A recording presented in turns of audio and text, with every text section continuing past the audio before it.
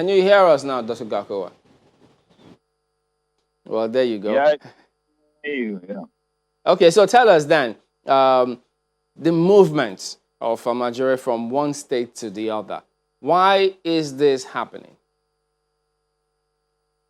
Yeah, since the declaration by the northern governors to repatriate all the Almajiris back to their state of origin, I think this started when they unanimously agreed to repatriate the Almajiris. But I think they used the pandemic problem here to try to use that opportunity to do that. But I think even as they said this is the right time for them to ban Al-Majiri, I think there is much that is needed to be done. Because when you look at the system, this is a system that has been there in northern Nigeria for hundreds of years. So for you to just try to take it off in a day or in a week, it's something which is very, very difficult. First, there are a lot of difficulties even trying to get them back to their states. There are some states that even returned the Almajiris back to the state that sent them. For example, I can say we sent around 150 Almajiris to Pardon me, let me, Taraba State. But what we'll do is this, right? We'll come back to this after this moment. So you can just go ahead and tell us the narrative which you're about to give in just a moment. Don't go away. All right, welcome back. Dr. Gakoa, could you go ahead and tell us how is it that the movement happened, please? Yeah, we first started by profiling all of these Angaya centers we have across the state, and after then we find those that are not indigenes of Gombe, which happen to be around those that we have around 11,000, and from there we clustered all of them based on their states, and so far we're able to move around 4,000 or 5,000, 4,000 to 5,000 of these learners back to their states. And I think I can tell you is not an easy thing to do that, because this is something that has been there. It's already part of the culture of the people. And when you look at the system, there's two things we usually look at. There's difference between Almajiri and also beggars, those you see in the street, because there are some that we tag them as almajiris, but in the real sense they are not almajiris. They are people that are living within the communities, hawking and following those that who give them food. So I can tell you, even here is we are battling to carry along the those that are even indigenous of Gombe.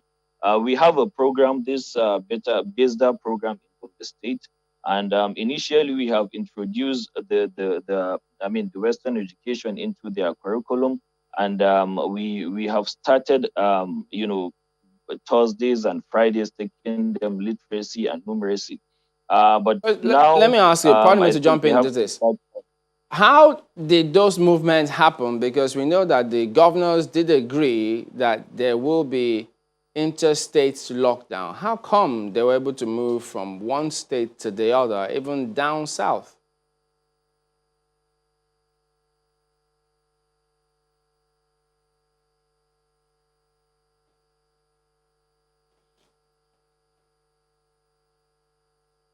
Okay, well, suddenly just lost the connection there. Well, just trying to find out from him how is it that that movement did happen. But let me see if we could just get across to Dr. Shaibi, who should still be there. Well, you heard the submissions of Dr. Gakoa about how they're going about all of these things. Does that sit with you? Well, not really, not really, because I am seriously opposed to the repatriation of Almajiri kids from one state to another. So when you hear that 4,000 kids were mobilized to be sent back to their states, you see, we have to be very careful in not criminalizing these kids and creating a futuristic security challenge for ourselves. So when you repatriate Nigerian citizens who you have allowed to live in your state over the years, you have not seen them as criminals. You can just imagine kids that have been Nasarawa State sent kids to Taraba just like Gombe, and these kids, were made to stay at the bordering entrance of Taraba State for hours and eventually sent back. So how do you expect these kids to feel? That is one. Number two, when you apprehend 10 kids to send away, 90 others go into hiding. So you are indirectly, gradually, slowly, but surely making these kids very apprehensive towards the system. And that is very, very dangerous for us. We are supposed to lure these guys. We are supposed to convince them. These are kids that have been engaged in this system that has become a disaster to us by the fact that the virtue that they are kids, they didn't bargain for this. Their parents and governments, all of us pushed them to this. And now you're criminalizing them, you're apprehending them. How many Almajiri kids now are in hiding because they don't want to be taken back to their states? Now, after COVID-19, what's the guarantee that these kids will not go back? So we're talking about 8 to 9 million kids here. And this is even inimical to the fight against COVID-19, the coronavirus pandemic. Some of these kids All right, Dr. have Shabe. become,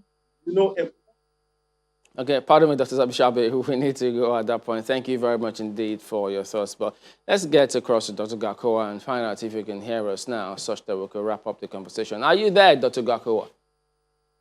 Yeah, I am here. I can hear you. Okay, so go ahead. And we were trying to find out how were they able to move from one state to the other, even though the governors agreed on interstate lockdown? Yeah, you see, like what we did here in Gombe, we first notified their states, and we used our Gombe State Transport Service, our vehicle with securities attached to the vehicle, and also we notified the states that okay, so certain number of Almajiris with their manifest are coming down to the state, and usually as soon as they arrive, they are usually camped in an isolation center that is meant for them.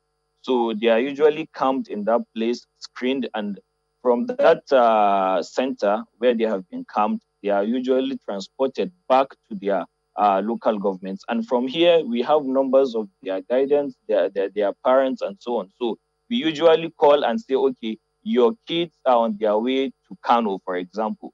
And as soon as they arrive Kano, we notify them they are in Kano. For example, if they are camped in Kano Municipal, for example, we tell them, okay, Are they you are here. saying that, And most of them, sorry to jump in, are you saying that there were exceptions, that they are exempted from that lockdown?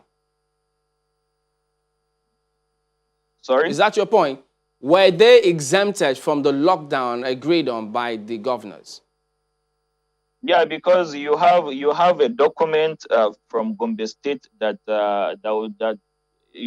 give you an entry to the state they are going. For example, we have a letter issued to the secretary to the state government or Ministry of Education. So there is this access, between when they are moving, because they are moving officially with securities, with officials from the COVID-19 team, with officials from the Ministry of Education. So they have a letter that they usually issue, and even in the checkpoint, so that they get entry to the Oh, I state see. Okay, they are so, going. So okay, well, one more thing before we let you go. Were they also supposed to be down south? Because we've seen states like Abia, Rivers, I think Akwa Ibom, Edo, all having cases of them coming into the state. Was that supposed to be part of the plan? No. Actually, we don't have people from down south. And I don't think we have some of them coming to Gombe State precisely.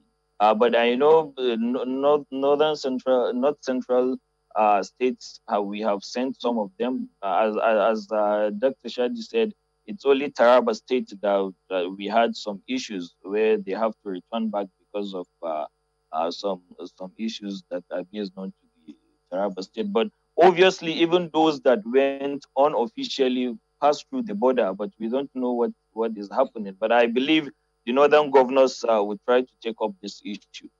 All right, then. Thank you very much indeed for your thoughts, Dr. Abdullahi Gakura, the head of BETSA in Gombe State.